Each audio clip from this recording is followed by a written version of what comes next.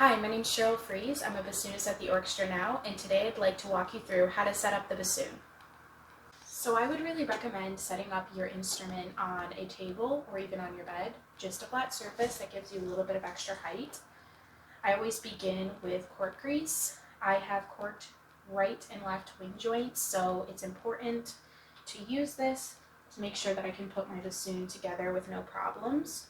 So I just put on a little, you don't need too much, on both the right and this is the left corks.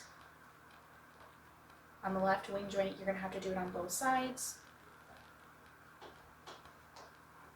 When I'm done with that, I take the boot joint, and you'll notice there are two holes on the top. One is lined with a metal and the other one is just wood. So the one that's lined with metal is where your right wing joint will go, and a good way to just double check you're putting in the right wing joint is it's smaller, but also this joint is lined with metal as well. It's an easy way. To line this up, you just want to locate the whisper lock mechanism, which is on the top of the boot joint and the bottom of the right wing joint. If you can use the mechanism and it moves this key, then you know that you've lined it up properly. And then next, I put in my left wing joint right beside it in the larger hole. And to line this one up, I have a wing joint lock. So I know it's lined up if the lock works. If you don't have that, that's totally fine. Some bassoons don't. There is a metal piece on the left wing joint, and it should be touching the right wing joint.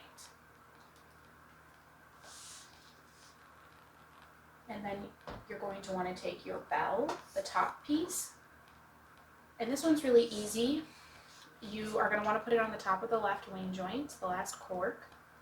To line it up, there is a key that extends from the top of the left wing joint to the bell. So you just want to make sure that the bell key fits over that, and then you can test it out to see that the key works. If it does, you're all good.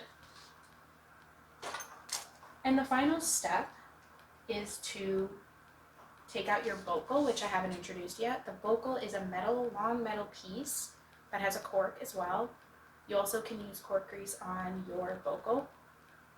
To put this in, it's going to go at the top of the right wing joint. You'll notice there's a pad, a key. I'd recommend when putting in your vocal to hold at the top of the cork with your pointer and middle finger, just because if you try to push down from right here or even here, it's going to bend the metal. It's not good. So just carefully put it in. And then to make sure that this is put in correctly, you're just going to want to make sure that this key is covering the tiny hole at the side of the vocal. So now you're ready to play.